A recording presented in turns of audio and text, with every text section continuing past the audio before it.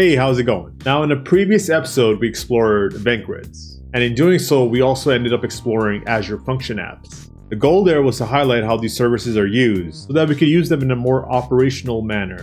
And that is what we'll do today in this episode. Now let's build a real automation that is event-driven. And here's what I want to do. In my tenant, all kinds of resources get created all the time.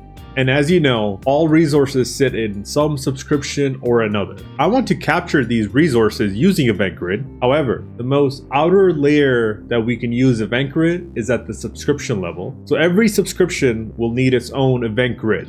And when all of these event grids capture the events of resources being created, they will fire these events to a single function app. This function app, upon receiving this data of this resource being created, and assign them tags. That will be the creator tag, the creator type, as well as the time that the resource was created. Because it would be nice to know who the creators of the resources are in my tenant, even years from now. Along with this, I think it'd also be good to have a timestamp of when this resource was created. Yes, we are assigning owner tags already. In my previous videos, you may have seen that, but that's a little different than creator tags. Owner tag just means this person owns a resource. A creator is the person who actually created it. Like, I can create resources for people in my organization and then assign them the owners. And not just me, maybe it's a managed identity of some kind that did it, or a service principal that did it. It'd be nice to have this kind of information as well. And we want to do this because this kind of data of who created it and when only exists for such a short time in Azure. Like, right when you create a resource, it either shows up in activity log or if you're capturing it in log analytics. But those things have a duration before they start cleaning up what's in there. So like 3 years from now, if those tools are what you're using to see who created what, you may lose that. And so if you didn't capture this kind of data in time, there's no way of knowing. As such, let's use our automation tools that we have to assign every resource the owner and the creation time tags. And I chose FunctionApp over automation account because this will be rapid firing in our tenant all the time. Just imagine a tenant that has thousands of resources. Having jobs that get queued in automation account that will take longer to queue than they would to do the job itself isn't the most efficient use of our time. Like you may have seen in the last video where we basically had an event grid go to a function app, go to automation account. You may have seen as soon as the event triggered, how quickly it showed up in automation account. It was like fractions of seconds. So that means in that short of a time when the function app received the event, it had already fired it off and completed the job. Whereas automation account, you're sitting and waiting 30 seconds sometimes just for the queue to start, if not more. So yeah, let's ditch automation account for this task and focus on function apps. And like I said, there is still a use case for automation account. We're doing proper long scripting, blah, blah, blah. But function apps are great for situations like this. In the same event grid episode, I covered function apps, but this time we'll use a different and newer plan called Flex Consumption, where we only interact with function apps data plane through VSCode, plus additional features I'll mention. And because we need event grids created every time you have a new subscription, I don't know about you, I don't want to make them every time manually either. Especially if you see what I plan to add in the filters of the event grids later. So instead of doing even these manually, today let's go all out PowerShell like the channel demands. So basically we'll end up having 2 tasks in one day. One to do the post-subscription deployment task, and the other to make our function app resource tag creator process. Either way, as always, let's learn by doing and get started.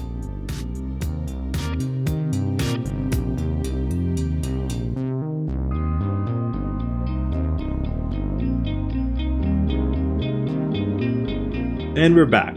Let's just start by making a function app. This is the only thing I'll make in the portal because it's a little easier to do than PowerShell. And unlike last time where we used this consumption plan all the way to the right, we're going to use flex consumption that is all the way to the left. The main benefits are listed right here. Is for one, it is not an event driven, it's fast. So it's going to be even faster than our consumption plan was. But more importantly, it has virtual networking. So now we can actually start locking down some of the things that we want to. Let's hit select. Okay, give it a name. Corpus CC Management Func App 001. PowerShell Core. Whatever. Zone redundancy, ignore. Hit storage. If you want, you can give it a name. I'll just stick with what it is. And just hit next. As for networking, just leave it as this for now. I will demo this later. And then let's go to monitoring. leave it as is as well. We want to have it enabled so that we can have App Insight log streams. Deployments, ignore. Authentication, just make everything manage identity, and then set it to system assign manage identity. I'm just going to power through all this time rather than have to explain every little thing. And then let's give it our tags. Do that, we'll do that, we'll do that, we'll do that. And hit create. Okay, our resource is ready. Let's go to it. And here it is, our Flex Consumption Plan function app. Now you may notice one thing here. In the consumption plan, we had an option here to basically modify our PowerShell code that the function app would use, along with the other files, like the host files and all that. They're not here. And the operating system, we didn't even have a choice. It's Linux only. But fear not, if you click this VSCode desktop link right here, it will take you through a doc that will tell you how to set this up. I'm not going to go through it, read it, or anything like that. If you want to read it, go for it yourself. I'm just going to demo. And what we'll do is we'll open Visual Studio Code because that's where you're going to work out of. Now, when you're in your Visual Studio Code, you just need to do a few things. First is you need to install an extension. You go to your extension tab, and here type Azure Function, and you'll see it right there, Azure Functions. Install that one. What did that just do? You may see on the right here, an Azure logo just popped up. What this feature basically did is give us a direct access to functions in Azure, depending on which Azure tenant you're signed into, in our case, ours. So if I click this, it's going to prompt me to sign in. Do that. And once you sign in, look what you see. You see your subscriptions. Now, if I open one of them, it will give you a list of all these different resources. These aren't resources you have installed, but these are resources you can access and interact with using this Microsoft extension. And they have it for everything. You can get it for automation account. You can get it for all different kinds of services. But if you click FunctionApp here, you will see our FunctionApp itself. And when you open it, you'll have access to all these files and settings for it. But the thing is, when you open functions, it's empty. So this is where we'll want to push our FunctionApp to. Now, you don't just do it here directly. Instead, what you do, you go back to your Explorer and you basically set up your files here. As always, I'm going to start by making a folder to store the stuff in. I'll call it Function Apps. Okay, once I have that folder created, this is just going to be a container for whenever I make Function Apps that I put its files here whenever I'm using this Flex Consumption plan. Or even the consumption, you can do it there too. If I right click and I click New Folder, I'm going to give it the same name as our function app itself. Not our function app. 001. And then within this folder is where I'll build my function project. And in order to do that, you can either press F1 or you can do Control-Shift-P. And this opens the command palette in Visual Studio Code. And you may see that options for Azure Functions here. So that's exactly what we're going to search actually. But we're going to search Azure Functions Project. When I search this, you'll see Create New Project as an option. Select that. The very first option it's going to give you is a folder. And this is the folder we want to pick. So hit Browse. And then just select Function Apps. And then select your folder that you just created. And then hit Select here. And this is very much like making a function on the browser. We're basically going to do the steps that you have seen there. One of them was selecting the language. Now, why is it asking me to select a language? Didn't I already do that in Function Apps earlier? That's because right now I'm just building a template from the command palette that is not tied to my actual function app. So this is just folders where I'm just building a generic project in. So it doesn't know that my actual function app is either PowerShell or Python 1. So it's saying, hey, well, what is it? So I select PowerShell. And then the next page is going to let me pick my templates. Recall from the last episode, we had to pick a template like EventGrid trigger. And then that basically set up our template for our function that we just had to modify a little bit rather than having to design it from scratch ourselves, right? So that's what we'll do here as well. So we'll select Azure EventGrid trigger. And now we're actually naming our project. This is going to be the name of your function within your function app. So what is this going to do? It's going to do EventGrid resource owner and time tagger. So inside this function apps folder, look what just got added to it. First, at the root level, it added all those files that all functions would have access. For example, your profile, where you authenticate your requirements, where you have the modules, your host, and your local settings, and then even a git ignore. So git ignore means that we can actually put this in GitHub, and it's already going to ignore files that maybe you shouldn't move over, like your local settings. This is only something that's for your local computer. Maybe you want to put some passwords here, some encrypted values. You can store them here. I'm not even going to bother with that, but that's just what that is.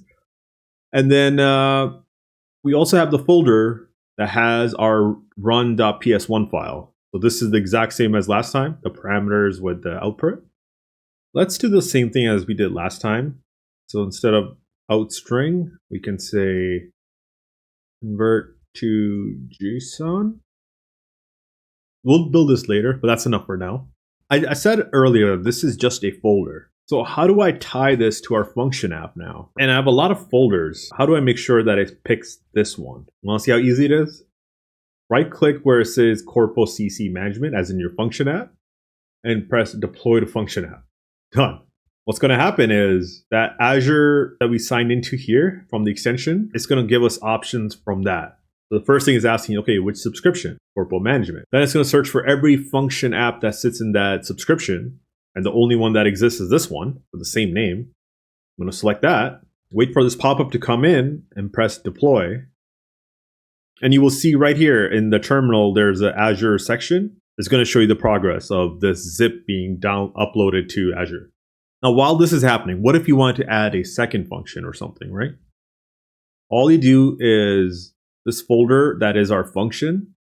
You can copy it, paste it, give it a different name, and that will be your second function. That easy. And if you want to delete one, you just delete it from the folder.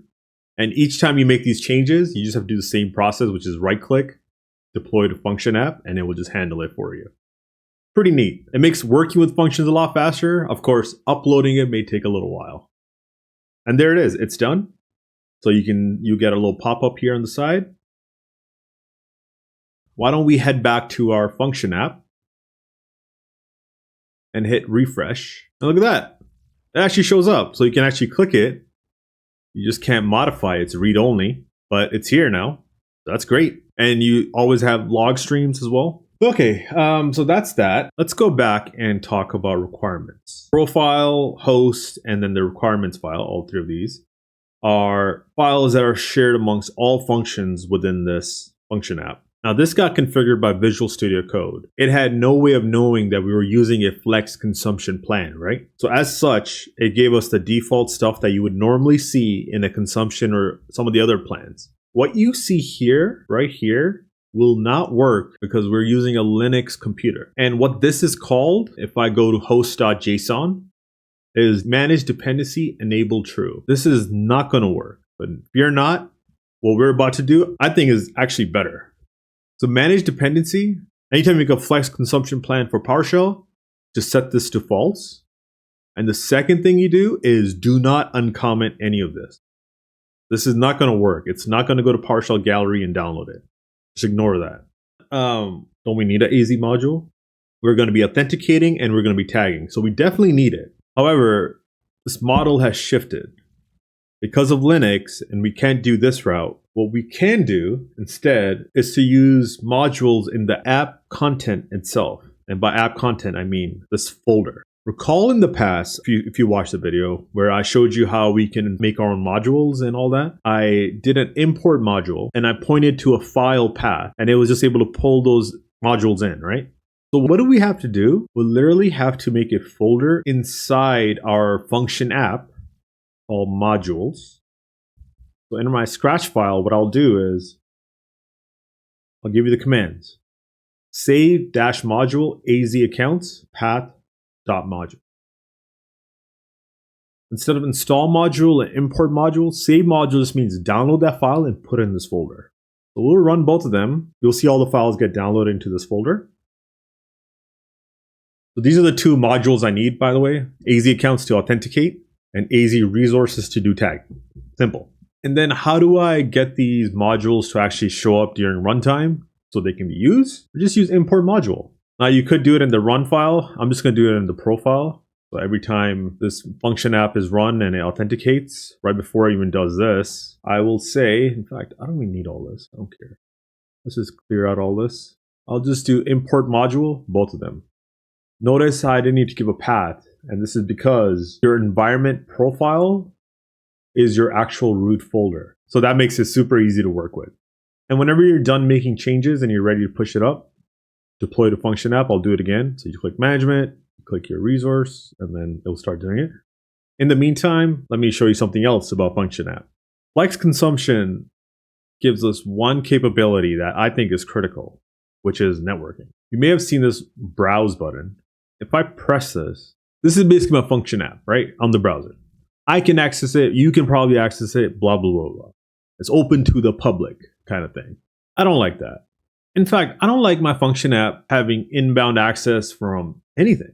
The only thing that should be sending its stuff is EventGrid. I wouldn't be able to do that with the consumption plan, but with flex consumption, let me show you. So easy.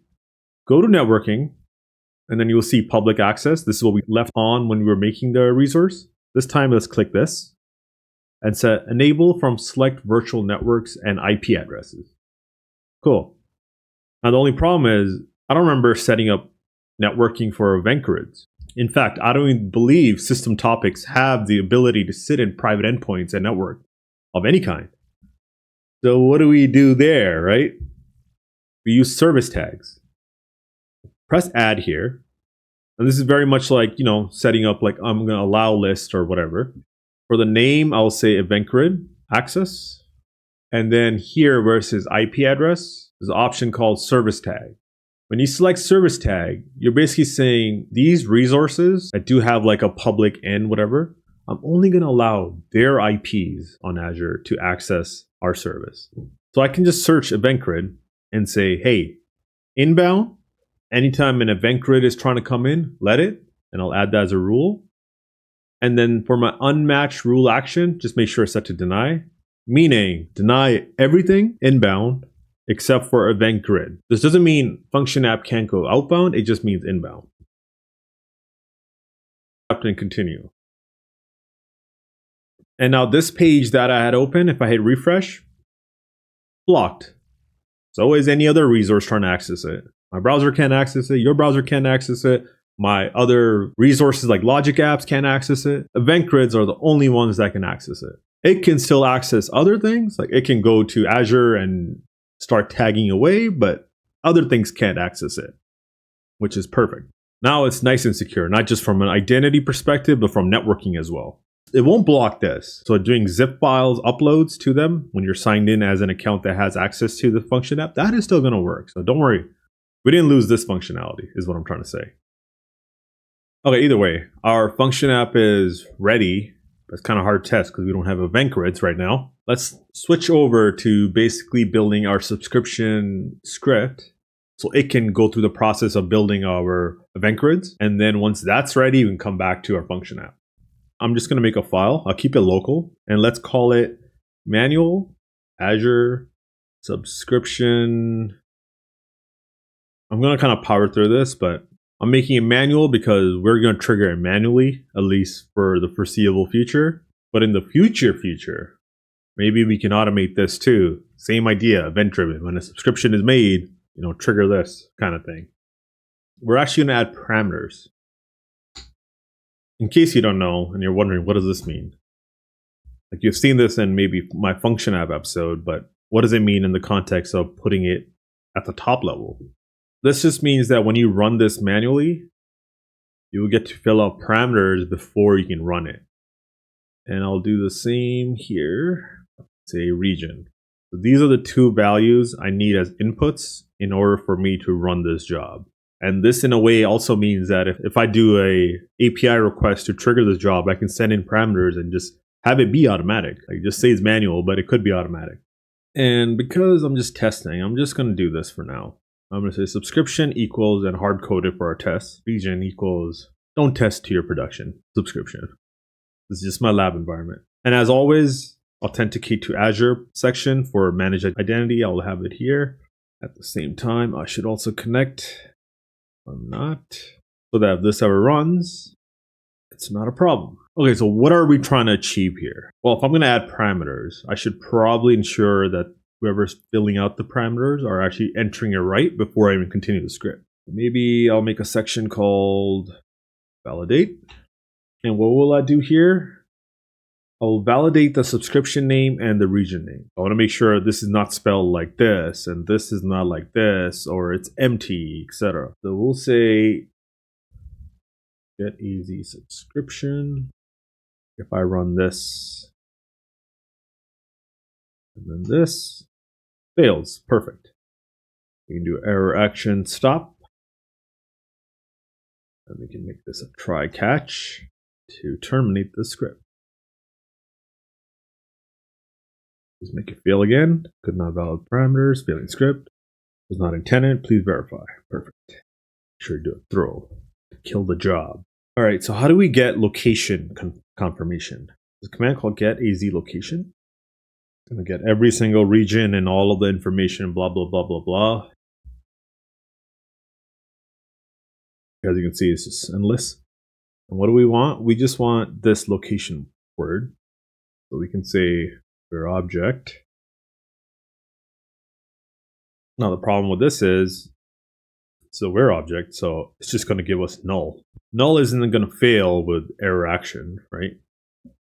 So we almost have to kind of make our own error out of it. We'll do if like that.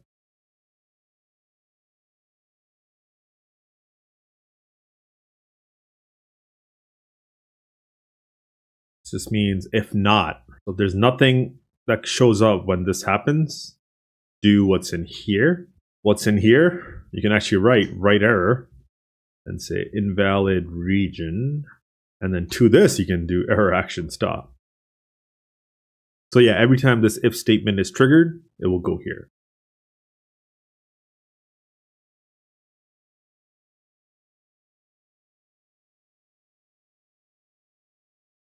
That is our validation. Okay, get to actual scripting now. So what are we trying to do here? We're trying to make event grids. In order to make an event grid, we need to place it somewhere. Can't just put it in a subscription. It needs to be in a container like a resource group.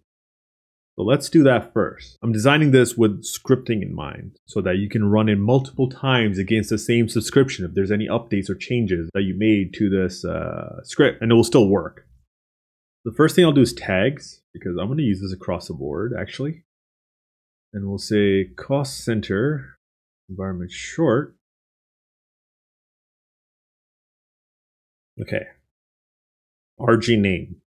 So every time a subscription is made, I'm going to make a special resource group in each of them that will contain like the management stuff. So I'll call it RGCC. We have this. So this is the word prod. Let's use that. Let's inject that here. Make it unique in our whole tenant and say 001. This is what it will look like. Perfect. There's a chance that I run this again, as I said, right? So it could be a resource group that was already created the last time this ran. So let's make sure we account for that. We'll do try equals get az resource group name, RG name, error action stop. So what am I doing here? So far, you've only ever seen me do catches as a way to terminate a script or write an error. But if you want to use it like kind of like an if-else statement, you could.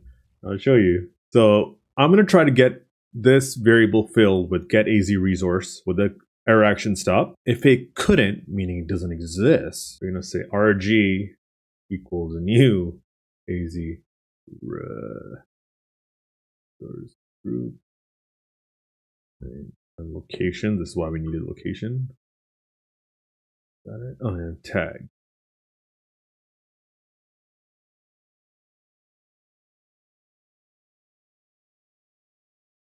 Okay. So that will create our resource group and it will store the resource group into a variable, no matter existed already or got created. Next thing, and this is just more of a gotcha that I'll just do now, is it's called registering event grid. You ever go to a subscription and then you go to resource providers? There's a whole bunch of stuff that is enabled and disabled in your environment. Event grid may or may not be registered.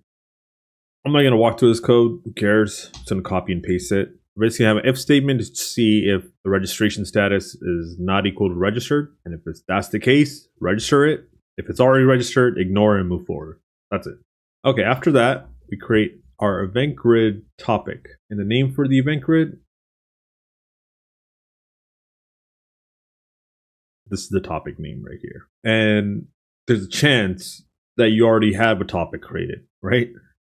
So if that's the case, we'll do the same flow here as a try catch. We'll do the same thing as a try catch in a variable called EventTopic equals. We'll do get az EventGrid system topic name resource group or g dot resource group name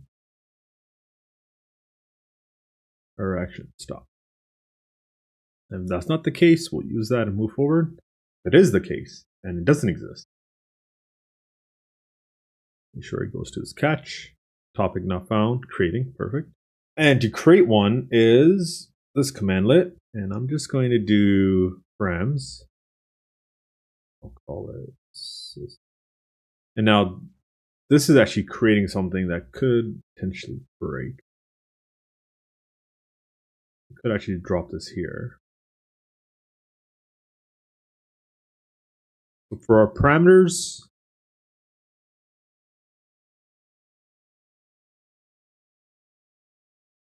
actually global for resource groups or subscriptions because they don't really sit in a region, right? These will exist everywhere. Okay, now we need a source, as in what are we tying this EventGrid topic to? Last one we did storage account. This time we'll do subscription. The way to do that is actually to provide its resource ID, which is super easy to remember for subscription. There's subscription.id.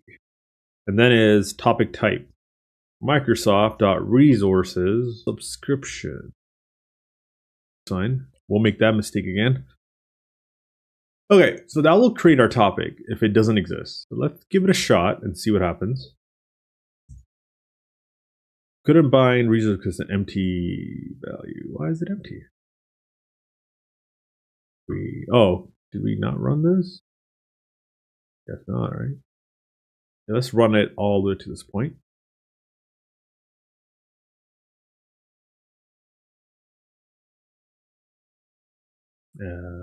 Probably an S. Okay. That should work. Forgot to put my variable in one job. But fear not. The way this is designed, if I run it again, it will store it. Oh. I made a mistake. Okay, let's try again. This time it got created.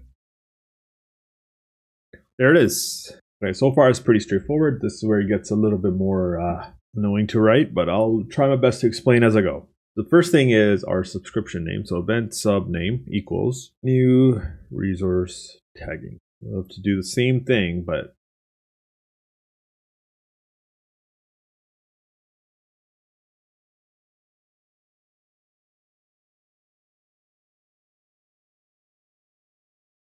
like it gives a null, not a error. So we'll still do the same if stuff.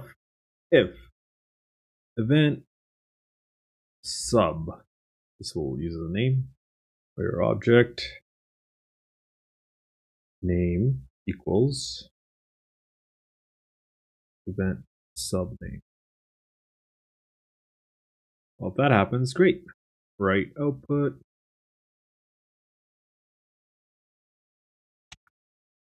Now, if it doesn't exist, EventGrid subscription, what does it have? It has the endpoint, as in our pointing to our function app. It's going to have filters. And then, yeah, you would have like the event type. So in our previous example with the storage account, it was blob created, blob deleted, right? There was like that menu. So in our case, it would be something called ResourceWriteSuccess. Now, the problem with that is that's not resource create success. It's resource write success. That is the closest you will ever get in Azure to creation. Write also means updating, changing, making all kinds of writes to a resource is going to trigger this event. Now that's going to be a lot of events firing, right? Anytime you make a modification to a tag, it will trigger the event. And then if it's connected to a function app, we'll just send it to that. And the function app is like, hey, I'm supposed to add tags, but resource was created 2 years ago. What do I do? Kind of thing, right? Like you could let function app handle it, but that means every single thing that's happening in your environment is just going to constantly trigger your function app. And it's just going to end up costing a lot.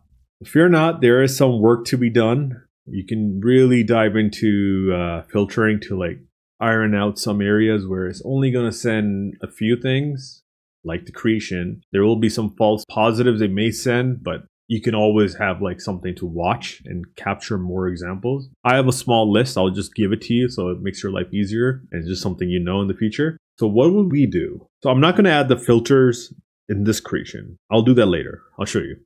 Right now, we're just going to make the EventGrid subscription without filters. So the very first thing is we created a function app. We need its resource ID. So I'm going to say func for function, resource ID, this. However, this is the function app. I need to point to the function inside it. So what you is you just put a slash at the end and write the word functions with the S because you could have multiple. And then you put a name. So I'll put this in a variable. I'll call it function name like that. And then right before the ID, like that. That should build our function ID. Now there's a command you got to run. I'm not even going to try to type this, but just look it up. New AZ EventGrid Azure Function Event Subscription Destination Object. Jesus Christ, man. All right, resource ID is this. Now, what does this command do? Why am I running this? Just to show you what it does. It basically makes you like this object thing. Basically makes you this field. This is what you're going to provide to the EventGrid subscription. And then the command to, so this is the command. Let me just do params.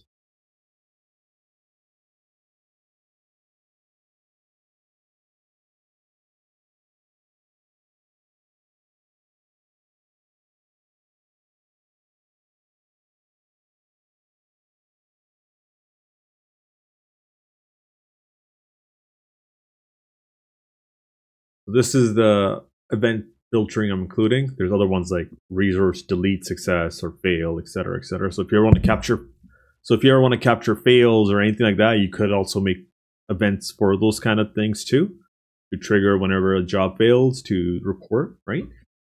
But we're just focusing on the successes of resources being created. And the same thing, I'll just make the try catch stuff. Not going to make it through this. Okay. So this will create our topic, and then it will create our sub.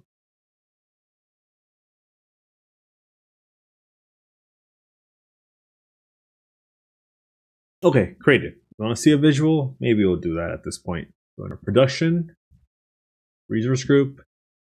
We have our prod management. And here we have our system topic created. And here we have our subscription created. And as you can see, filter to event types, ResourceWriteSuccess. And these are the other ones. If you ever wanted to do other ones, you could do it on them. No filters yet. One thing I'm going to do is max event delivery attempts. Let's just make it 3. In case things fail, I don't want to try 30 times per each thing. Send a couple. And then if it's failing and you want to know why, you may need to enable dead lettering and send it to storage account, blah, blah, blah. Up to you. It's pretty straightforward for me at this point that I don't really care. It's just a lab environment, but in a production environment, maybe you need that. So it's saved. Okay. Advanced filtering. I did not include it in the event subscription build process. I could have. The reason is because what if I wanted to modify them in the future? Like everything up till now, creating the event topic, the subscription, this is pretty static things that are always going to be the case. But the one area I may be evolving over time is going to be the advanced filters. Like I'm going to add a whole bunch today, but then maybe I discover, oh, there's one opening here, or there's another this. Because of the way this is designed, write success, not creation success, I may be able to capture more examples. And if I capture those examples, I want to add them to the filters as well. So I'll leave it open-ended. As in, every single time this script runs, rather than just creating it once and then next time it runs, it just goes through the if, it's going to update them every single time. Okay, update filters on EventGrid subscription. This is what we're going to do. We're going to first make a empty variable of an array. And rather than writing a list with the equal sign, we're going to do a plus equals to build on what I'm going to have here. So I'm going to say filter like that. Plus equals. There's another long commandlet. New AZ EventGrid string not contain. Now notice what I'm typing here. String not contain. Advanced filter object. Thing I want to highlight here is string not contains as part of the commandlet. So if you wanted to add a filter to say test, all these have their own commandlet. I don't know why it couldn't just be a property, but whatever, Microsoft, right? So here's the command if you want to say string not contains. If you want to find the other ones, Google them, just search.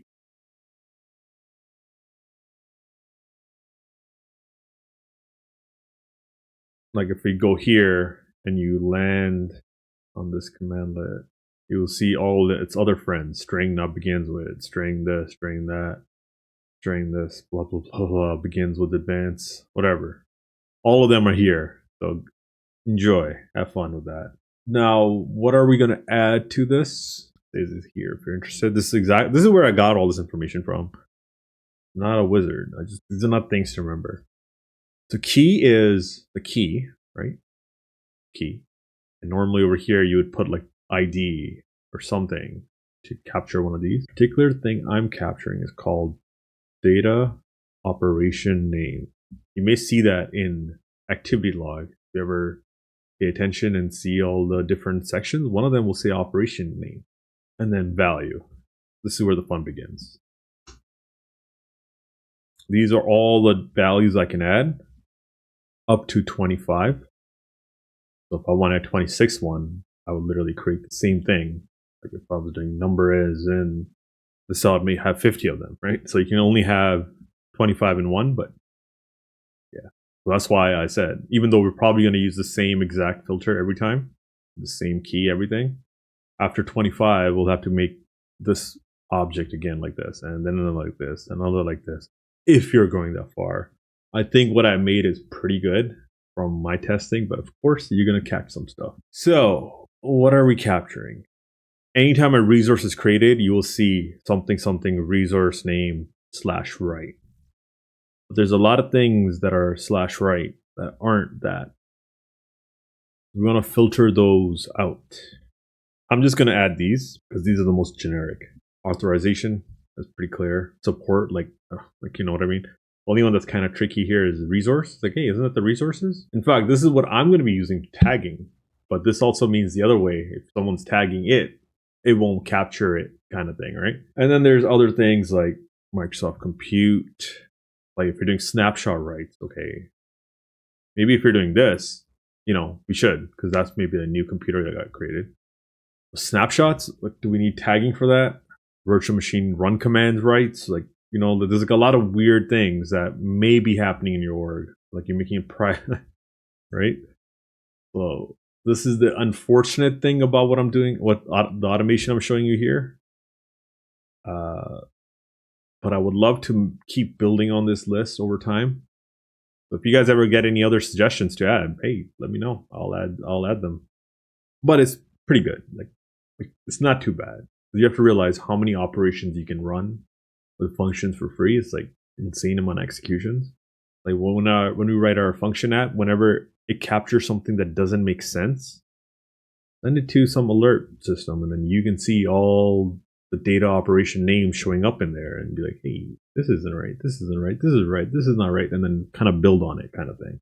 Well, now we have AI and machine learning, so maybe make it do it. And if I ever want, I'm just gonna leave a comment here. If I ever want to add more, you know, a reminder for myself. And then instead of new, we'll do update this time. We'll take this command. We'll do update.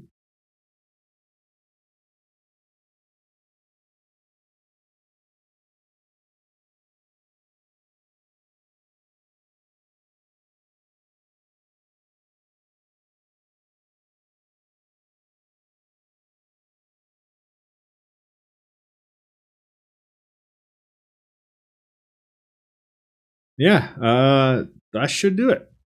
Let's try running this section.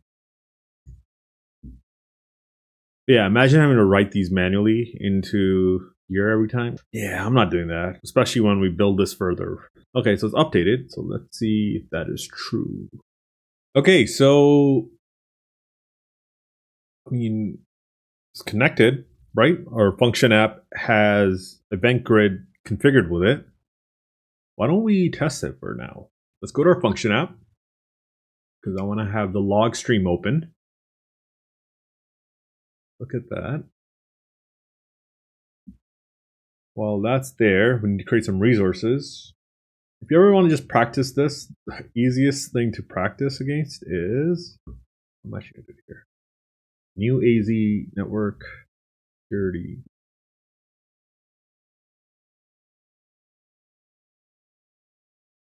Let's see if you made any mistakes anywhere. But yeah, network security groups, easiest things to make, and they're really fast to make, so you can just keep rapidly deploying them. That's what we'll do. Run it. Rated. And we wait. I'm just going to copy this output and we'll look at it from PowerShell. As you can see, compared to the storage account event, this is a lot more information to work with. This isn't right. I don't like this JSON. I think this is truncated. Let's actually go back to our Visual Studio and make a change in our code so it's to the format, because we're actually going to write our function here and then upload it. Let's go to our function app. I always forget to do this. Let's write depth of 10 every time. It's overkill, but hey, overkill is better than underkill. Okay, it's done. Go back to our terminal, make another NSG while looking at the log string. Our output a little better. Let's unpack this. We have our subject as in our target resource right there, right? This is the resource ID. The key thing is these two, and somewhere there's a timestamp, event time. Yeah, that's all we really need from this. I'm going to take EventGrid event, this variable, this here, make this into a here string, then convert from JSON. So that again, we can just test as if this is the function that picked it up, this event, and then start building our stuff. So everything below this line is what we're going to paste in our run when we are ready to go. Okay, event. And it's showing up as a nice, clean little thing for us. And the only fields I really want are subject. So that will be our resource ID. And then the thing we want after that is, let's dig for it. Right. Dot data. Dot claims. Although you could get the UPN from here. I'm not going to. Authorization. Evidence. All right, so the big things I want here are these two. I don't really care about all this, but if you want, you can find out what role I had that allowed me to create this resource. So that's a pretty cool thing too, that not only can you capture who did it, but you can also capture with what permission they did it. But I don't care. That's not the purpose of this script. So what we want is type and principal ID. And then finally, the last thing we wanted was event time. Everything else, we don't care. This is what we are going to work with for our script. Now, I could just send this as tags. One field says user, one says this, and then a time event. And these could be my 3 tags. And then this is what I can apply it to. That's like so generic that it's like, I don't know if you want that. I don't want that. I want my tags to be a lot nicer than this. So what we want to do is we want to have the ability for our function to read intra to collect information on what this means. Because while this is fine for user, because we did see it somewhere in here, right? Like, again, it won't work for service principals or managed identities. In fact, let me demo that. I had a little script prepared for us for that. Yeah, so first thing I'm going to do is I'm going to connect to AZ account with my managed identity. And then I'm going to create the NSG using it, right? So we get to see how that would look coming in from the event. And then the second one is I'm going to sign in as a service principal, so an app registration. And then I'm going to make sure I disconnect from the managed identity, so there's no chance that ran. And then I'm going to connect to Azure using the service principal that I just collected from here. And I'm just going to create another NSG, this time from service principal. The names to watch out for is managed identity and service principal in the name itself. So let's just run that and observe, because this is listening on anything that happens on the subscription, right? Okay, the first one ran. Let's quickly, I'm just going to copy this over so we can have it in Visual Studio Code. And the second one ran. I'm going to copy this as well.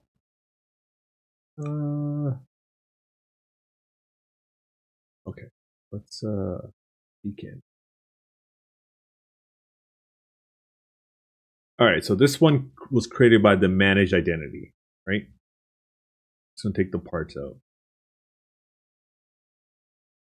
This is what created it, right? I don't care about the rest, so I'm just gonna remove it. And for our other one, this is what created it. And just to show you, where in the claims you had the UPN of the user, you don't have that information here. It's all just cryptic alphanumeric stuff. Managed identity is a service principal. Service principal is a service principal. I don't know about you, that doesn't really help clarify the stuff. It'd be nice if this was the name of the managed identity itself, and this type actually said managed identity. Same here. It'd be nice if it just had the name. As much as this is fine, because you can like go to the resource and search for them. So let's copy this and show you. And I'll show you why managed identity showed up as a service principal, by the way. So if I go to intra ID and I search it, look at that. Our managed identity is actually an enterprise application under the hood. So this is my automation accounts managed identity. So this is what created it, but it's an enterprise application. Though it's a type, I don't know if they have it somewhere written here, but if you look at enterprise apps, there's a section called managed identities. This is it, right? And our functions manage identities here too. So if we ever use that, it would show up as well. But yeah, my point being, I want this to be clear. And the way to make it clear is to use graph module. I don't want to install a graph module in this and do all that. I just want to run an API, but I'm also using a managed identity of the function app. Now, do I need to use a service principal to sign in? That's all I've shown you with graph so far. Why don't I show you how you can actually do it with managed identities today? So it's passwordless. While we're still here, one thing we will do is, how do you grant a managed identity scopes, right? User, rewrite all, and all that. There's actually a role for reading called directory readers. And that managed identity we just saw for our function app, we can actually assign it. Here we'll search for it.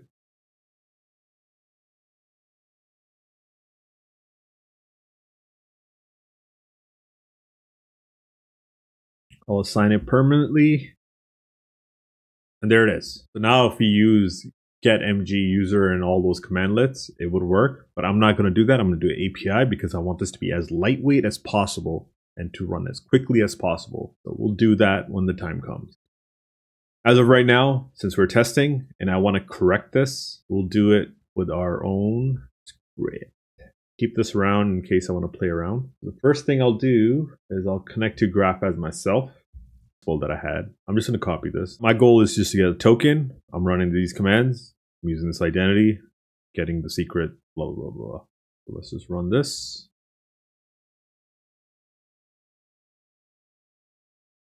Things we're collecting are these two.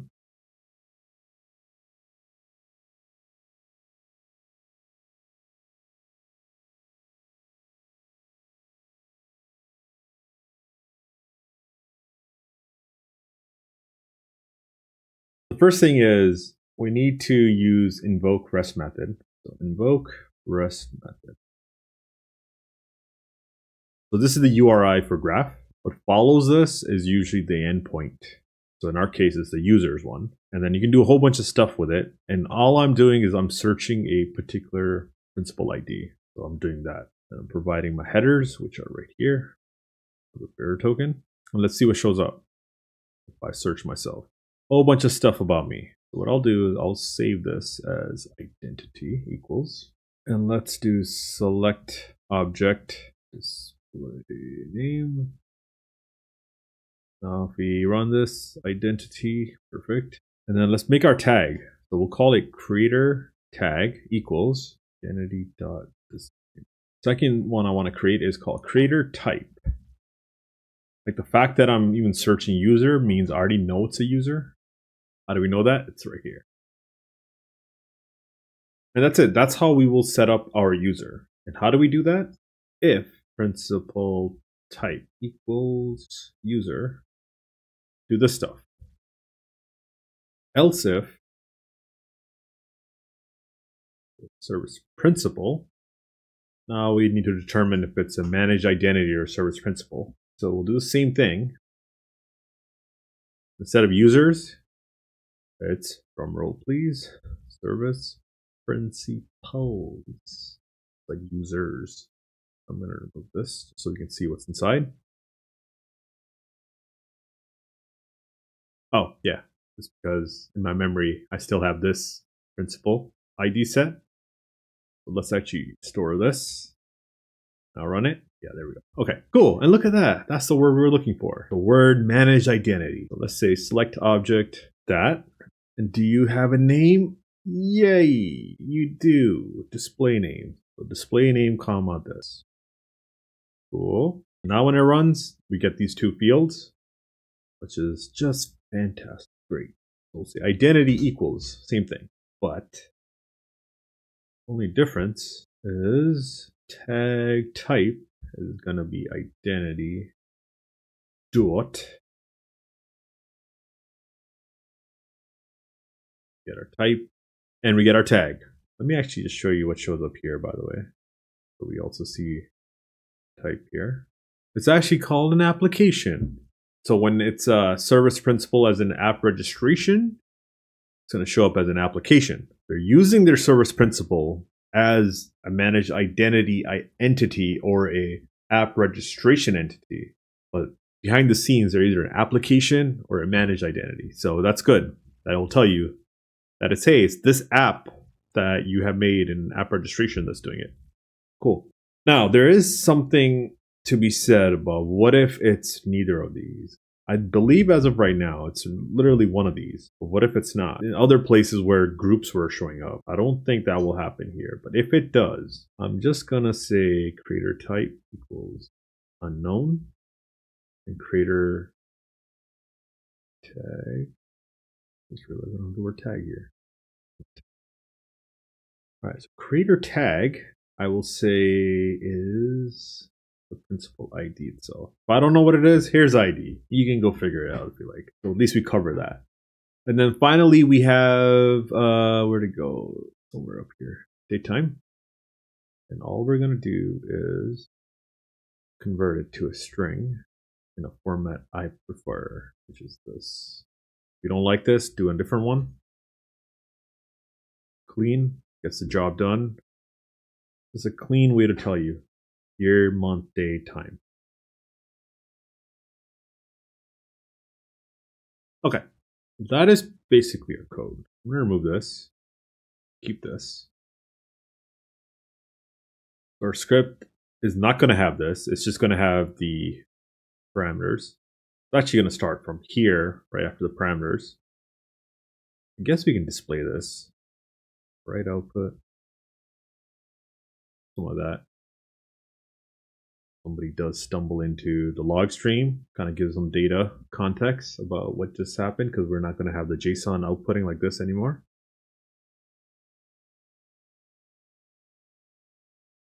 So I'm not going to use this. I think it's valuable to add here. Else is valuable to add? No. So it's going to do a whole bunch of outputs into the stream. Then authenticate to graph. Then it's going to store our variables. Let's see. Set tag values. Probably not there. And then we can say apply tags. Now, what if I created a resource and I was smart enough at creation to say, hey, I'm going to add the creator tag, type tag, and the time tag, especially with my automations. If that is the case, and our automations and our Terraform, our pipeline, blah, blah, blah, are all doing that, we should account for the fact that that may happen, and then we should take no action. So we should update AZ tags when they don't exist, ignore them if they do. First thing is, let's do a try. Anytime you're making changes, do a try. Tag info equals get AZ tag resource ID. So this is why we used in the profile az.resource. Even though it's the NSG, if I was going to update the NSG's tag, it would be like az.network something. But this one where you can do like get AZ resource, get AZ resource group, get AZ tags, these are like the more general ones. So it kind of works out for us in that sense, because now we get to do this. Tag info. Okay, cool. Resource ID is what we need. Should have stored that as a variable. Like I could just write this, but it's not really a little cryptic. So we can say resource ID equals subject. Resource ID. Cool.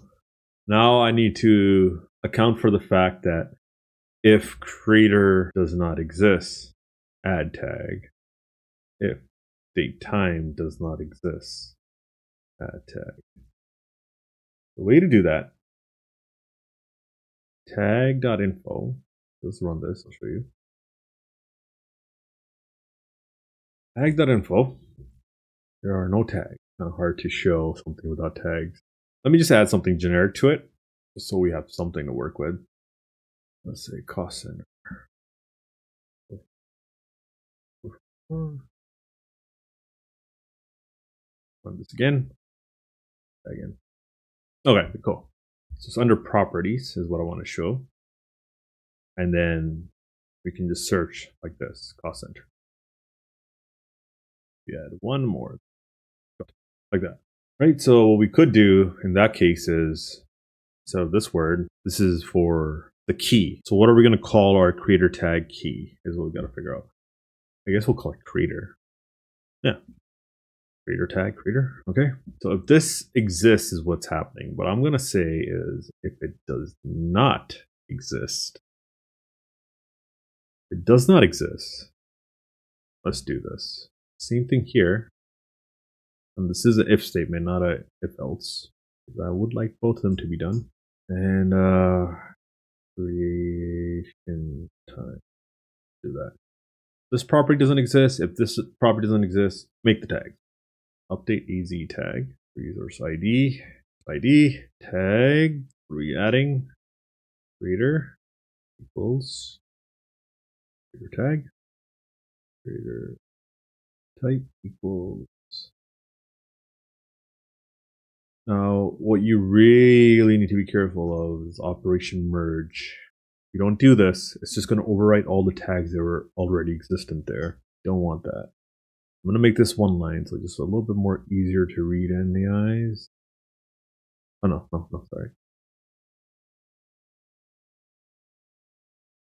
Semicolon between the tags, and then operation merge, error action, stop, out no. The reason why we do out no is I'm going to do my own outputs, which will be these two. I'm just going to skip ahead, but Same idea, right? If the creation time tag does not exist, creator tag type tag.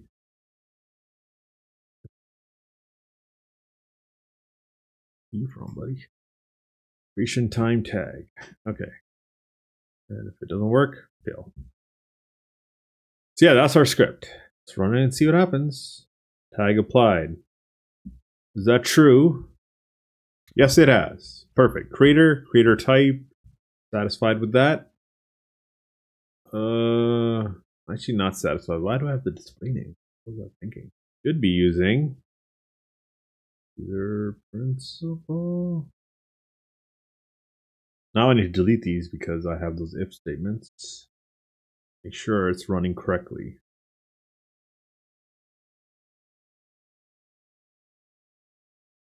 Okay, that's more in line with what I want. Creation time, blah, blah, blah. Okay. Yeah, I think everything is correct.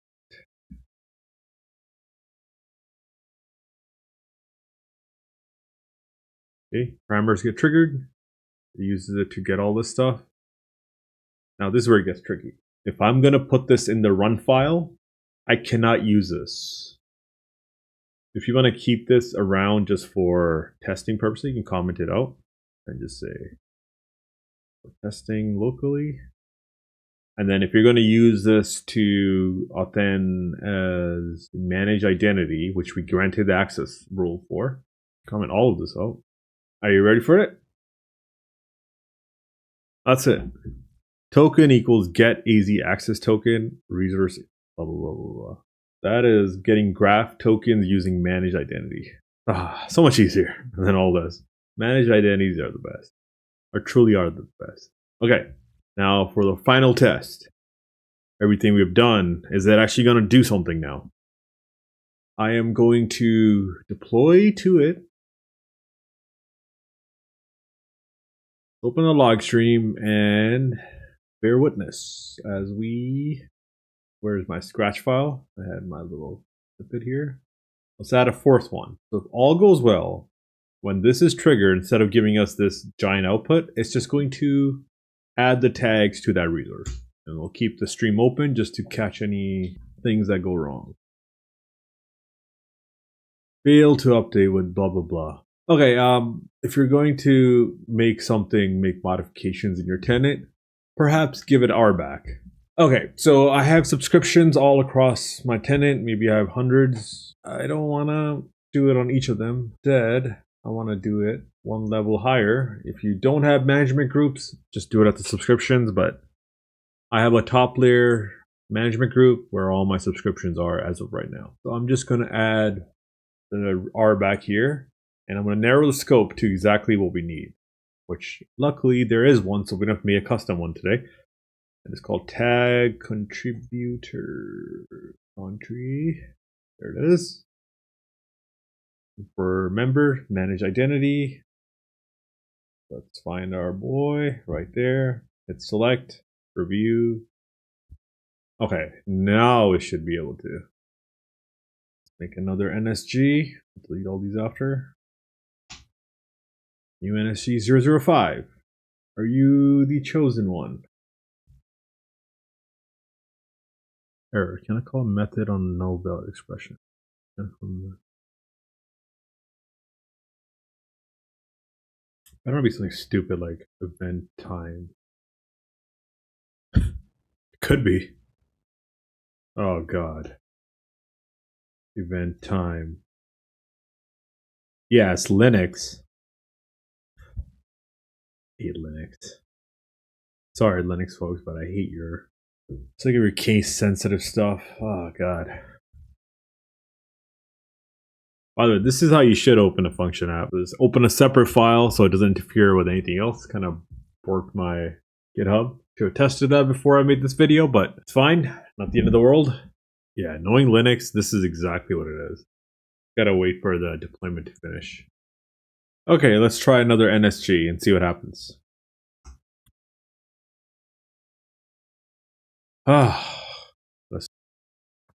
Yes.